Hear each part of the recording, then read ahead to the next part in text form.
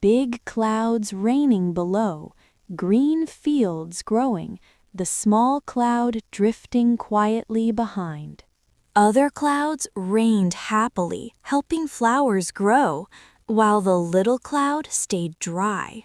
The cloud felt sad and small, wondering why it was different from the rest. One day, strong winds pushed the cloud higher into colder air. Tiny drops formed quietly, building patience, weight, and gentle strength. At last, the cloud rained softly, bringing life back to the waiting land.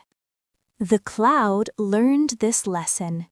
Everyone blooms in time, even clouds.